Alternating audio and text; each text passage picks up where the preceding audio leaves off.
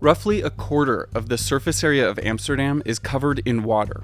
165 canals run over 100 kilometers throughout the city, and more than 1,200 bridges make it walkable or bikeable. Most of it was built in the span of a single century, and its growth can be simplified into a couple specific stages. Amsterdam is much more of a planned city, and there's a lot of constraints. The way people deal with these constraints are very interesting, I think. And when you start to understand the motivations for each section, you can read the map like a book. We made it to Amsterdam, and it is so beautiful. I am so excited to make this video because this is one I've been looking forward to for a long time. Honestly, at this point, I don't really know much about the city yet, but I've gotten in contact with a couple people who know a lot. My name is Jaap Evert Abrahamse, and I'm an architectural historian, and I work for the Cultural Heritage Agency of the Netherlands and as an endowed professor of architectural history at the VU University in Amsterdam. My name is Jochem. I was born and raised in Amsterdam, and I run the YouTube channel The Present Past. My name is Annemarie de Wild. I'm a historian, and I've worked for a long time as a curator at the Amsterdam Museum.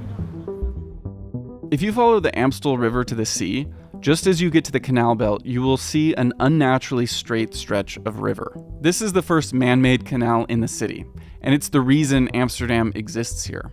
Dug in the 12th or 13th century, this canal was the solution to a problem that farmers in the region had been dealing with.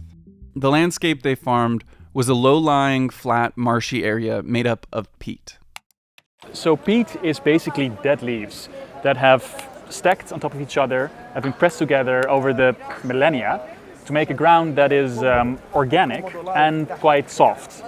To make the land suitable for farming, the water needed to be drained. There are still places not far from the city where you can visualize what this would have been like. But there was a problem. The land wasn't draining as fast as they needed it to. It was too far upstream from its outlet. But if they could connect it to a closer outlet, then it could drain much faster. So that's exactly what they did. Building this canal turned two rivers into one, the Amstel. And it solved their problem of drainage, but it also created a new problem. Now, when there was a storm surge, salty water could be pushed upriver and threaten the crops. And this leads us to modern-day Dam Square. Okay, this place is called Dam Square, and it's called Dam Square because this used to be the dam in the River Amstel that gave Amsterdam its name, and it closed off the mouth of the River Amstel. But as you look around here now, you don't see any dam and you don't see any river. The canals have been filled in, and lots of new buildings have been created. And instead of boats, you see the trams and the cars and the bikes going over this place right now. As unassuming as it may seem now, this dam was the foundation of the city. It could be opened to let the fresh water out and closed to prevent the salt water from coming in. The peat soil is subsiding while the sea is still there. So you have to build dams and dikes to contain the sea. But the creation of the dam had a bigger impact. Without it, the Amstel would have remained a minor river in a swampy delta. But with the canal and the dam, this was now a hub for trade. The River Amstel was an inland connection where you could get to Rotterdam and Dordrecht, so you didn't have to sail the North Sea, which was a very dangerous place. So this was the crossing of a river and an important road. So this is the place where where the harbor of Amsterdam was created. Literally, the beginning of the city goes back to controlling the water. When looking at the first section of the city, it becomes clear that the dam is at its center. From there, buildings were built on both sides of the river, and the city turned into an H shape. By the way, this map is oriented with north on the bottom and south on the top. This year we're celebrating the 750th birthday of Amsterdam. It's not actually the birthday because people were living here, but they were mentioned in 1275 in a document that granted the people living in Amstelredamme, so the people living in where the dam in the Amstel was constructed, they were granted privileges to trade their goods in the bigger area. The effect was that it accelerated growth, that it attracted other people who came to the city. So gradually, the city started to expand, which meant that every time they had to deal with this marshy land and build dikes to stop the water. As the city grew, they built 2 additional drainage canals on either side of the Amstel. And building on this swampy, soft soil was not easy. Because many of the structures of the medieval city were made of wood, and because there's been centuries of redevelopment since then, very few original buildings from this period exist. But this is one of them. This is the Oude Kerk, the old church. And, well, as the name would have it, it's the old church. It's actually the oldest building we have left in Amsterdam. And it rests on top of more than 2,000 wooden piles. These are massive tree trunks planted beneath the buildings to keep them from sinking into the soil. And this was common across the entire city. The poles we ram into the ground, either 12, 20 or 50 meters, because that is the 3 layers where you actually have a sandy soil. It's proven to be probably the best solution, but it's definitely not perfect. The buildings are actually in place, but the rest of Amsterdam is staying. So the streets have to be redone every few years, and they have to be heightened up every time. In addition to the drainage canals, they would also build raised dikes to prevent certain areas from flooding, and a lot of these doubled as roads, and their names make it quite clear what they were. We're now walking on Zeedijk, which literally translates to sea dike. So this is literally where the old dike of the city used to be. And if you look at the map, you can see this curve around it. If you're just tracing the outline of the coast where you're going to put your dike, it's never going to be super strict. So you can really see the height difference if you look over there and you see the people drinking a beer. They're literally on a different level. So if you are on a patch of elevation, like we're here now on the Zeedijk, it means it is man-made. It's not a natural occurrence. The boundary of the medieval city is marked by these 2 canals, which also served as its moat. It's Amstel with Dam Square and 2 canals on either side. And then a new city wall was built around it with a new canal. And that's basically the medieval structure of the city. When you look at the medieval city versus the rest of the canal belt, there's a distinct visual difference between the irregular, windy roads of the center of the city versus the more planned areas beyond it. So when you're walking around the city, there's a clear distinction between each of these expansions, and you can see it where we're standing really clearly, because this water, this canal, is now just part of the canal system, but it used to be the moat, and the city gate is back there that we were looking at. But this side, you can see just a solid wall of all of the buildings, and on this side, you can see the roads cutting in to each of these blocks. There are 2 other structures from this era that I want to point out. Over there is the edge of the medieval city. And you can see one part of the medieval city wall that's still standing. It's called the Schreierstoren. This is often referred to as the Weeping Tower because it was from this spot that sailors would leave their families for months or years on long voyages. If you follow just a short way down the path of the old city wall, you'll come to another surviving building, the old city gate. So if you look over there, you can see where it says Restaurant Café. That is actually where the old gate to the city used to be. It's like a tree has rings to indicate its age, and a city also has rings. And we're standing right here on one of these rings, showing the medieval part of the city, and outside there, the more modern part of the city.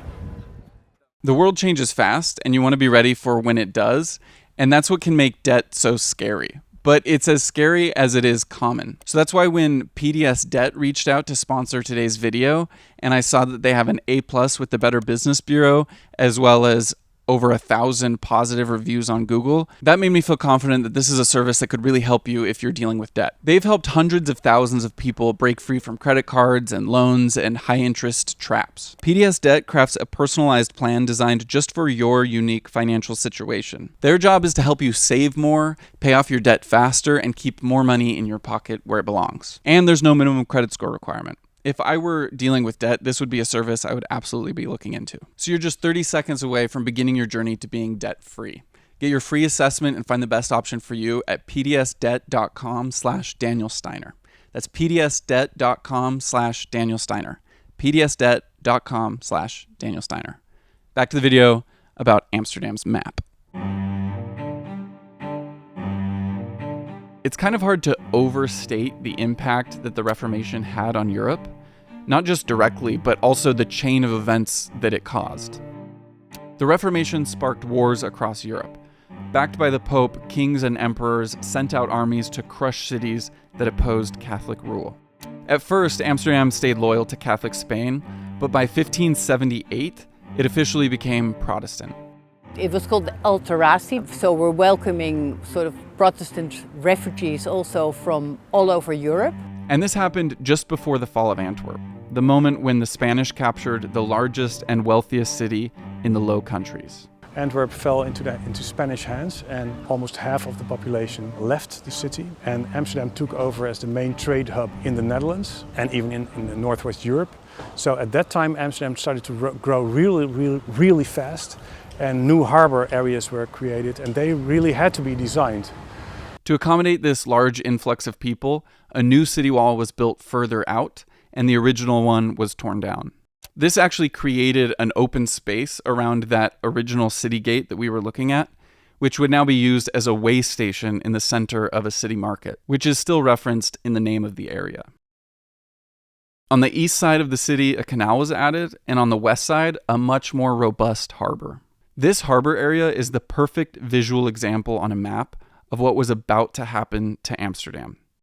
The Dutch were going to take the naval strength they had and turn it into a global power. If you look at the map, you can see that Amsterdam is sort of between the eastern part of Europe, Finland to Denmark to Poland, and the southern parts, Spain. So Amsterdam is perfectly positioned in the middle, and there's a second nice position. You can see actually that Amsterdam is at the end of a huge European delta of rivers crisscrossing all the way through the continent. By capitalizing on this position, Amsterdam ushered in the Dutch Golden Age. Amsterdam became the financial capital of the world, and it was under these circumstances that the modern stock exchange was born. It was during this era that the canal belt we know was created. The Dutch East India Company and later the Dutch West India Company were established and began extracting resources from all over the world. The Dutch Golden Age was more than just money. It was an era of scientific advancement, an outpouring of art from people like Rembrandt and Vermeer, and closely related, mapping. The Dutch got really good at mapping. The largest and most expensive book published in the 17th century was a 600-page atlas. Published by Johan Blauw, it displayed the precision and quality of mapmaking at the height of the Dutch Golden Age. As Amsterdam grew in global prominence, so did its risk of outside threat. Surrounded by Spain, England, and France, it became clear that fortifications and canals would need to be built to protect the city. The city was expanding and was doing well, so also a lot of people from Germany, for instance, from Scandinavia, came here to work to build these canals, to work on the ships that were sailing to Asia. So the city grew very, very fast in the 17th century. The solution was drawn up under the city surveyor and the city engineer. The plan would double the size of Amsterdam. Streets and canals followed a carefully designed grid and arc pattern, adapted to the swampy terrain. But there was a risk. Would the city continue to grow in population at the same rate? What if they built all of this and no one came? So the solution was to do it in two parts. It's almost like a windscreen wiper. You see the city expanding like a windscreen, and at one point it stops. And within this plan, there are two distinct sections. The first is a series of canals. These were positioned at different distances from each other to create one row for the wealthiest canal houses with the largest garden areas, and another for the slightly less wealthy. These were very much intended to be separated from the rest of the expansion, the Jordan. This area was for the lower class to keep their smelly, noisy work. But by the time they started building this, they had a problem. There had been so many immigrants moving to the city that many of them had just started building on random plots outside the city wall. This turned into like a giant puzzle of people. They had to move around. So what they did was they created the canals next to the existing city, and many of the people who were already living there, they moved out into the agricultural land that was also urbanized. It was like a faubourg, an informally urbanized area. And they had to move out from the canal to make room for the canals. They moved them out into the Jordaan area. And then the structure of this Jordaan area couldn't be changed anymore because part of the building was already there. So it was already urbanized before it really became part of the city. And that is why you see these different structures on the map.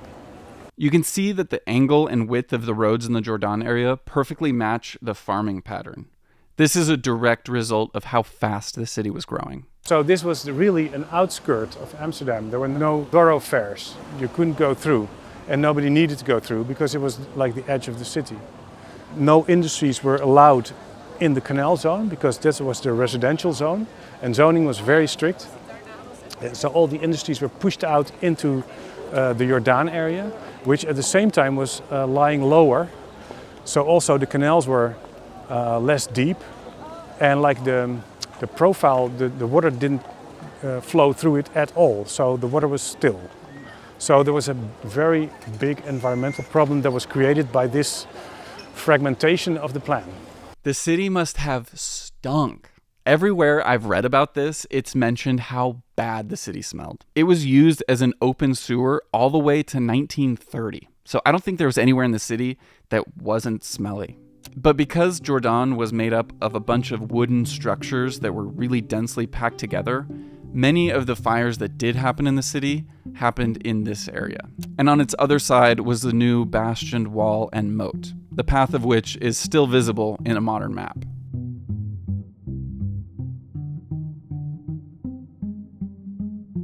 By the time they built this, it was already fully populated. Population growth had slowed slightly, but it was still growing, and the Dutch were still expanding their colonies. So they decided to continue on with their plan, completing the full star-shaped bastion ring around the city. But just 10 years after it was finished being constructed, came what would be known as the Year of Disaster, a moment of attack from England and France that marked the end of the Golden Age. The population stopped growing, and urban development froze. The upside of economic downturn was that there was a lot of greenery inside Amsterdam. The burgomasters of Amsterdam, the Amsterdam government, they chose to make the best of it, and as they couldn't sell these as building plots, they chose to rent them as garden plots. The area was called the Plantage, which would translate as plantation, a big green area inside the city. The only remnant of this plantation area, this plantage, is the zoo called Artis, but the rest was parceled out and sold. Amsterdam's modern development has jumped the canal belt, but it was the Golden Age that forged the iconic foundation of the city.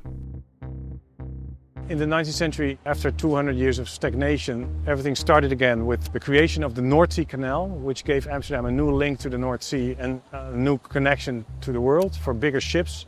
So that gave a big impulse to the harbor, and at the same time the Central Station was created, and they built Central Station on an artificial island in front of the harbor. The construction of this Central Station really cut off the city from that harbor. There were huge discussions concerning about the location of this station. So actually the Dutch government, not the Amsterdam government, took the decision to create the Central Station over there.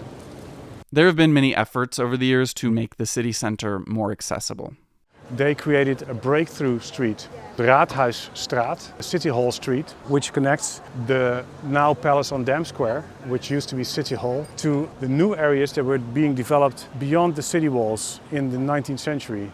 So this street is from the 1880s. This is like quite a nice ensemble of 19th century building by the Van Gent architectural firm, which was one of the best, I think, in Amsterdam's 19th century architecture scene. Yeah. But despite all of the changes and proposals, Amsterdam has still managed to keep its charm. If you're on the canals, you never have a line of sight that goes on for too long. And that makes it feel cozy. Because if you compare that to a place like Paris, where they completely redesigned the city in the 19th century. And it's very clear that it's not tailored to a person, but it has a different idea. But Amsterdam is still very, very human. I have to say, after making all of the videos that I have made about New York and about New Amsterdam, and now being here and thinking about that, it's making me wonder what New York could have been like if the English hadn't taken over. Could have been a very different city. Might have felt like this. For me, it's always the feeling of, actually walking through history. The further you move away from the center, from the origins of the city, you move through history and you get more and more to contemporary city. And if you can't go walk physically through it, maybe now you can read it on its map. Huge thanks to Jaap, Jochem, and Anne-Marie for helping me with this video. I've put links in the description to all of their work, so you can go check that out. And to the rest of you, thank you for watching. If you liked this, please hit the like button. Please subscribe to the channel if you haven't. We just hit 300,000, so that's really exciting. Share with your friends and family. It helps me a lot so that I can keep making these. And if you want to support me on my Patreon, that's also linked below. But either way, I'll see you guys in another video very soon. Peace.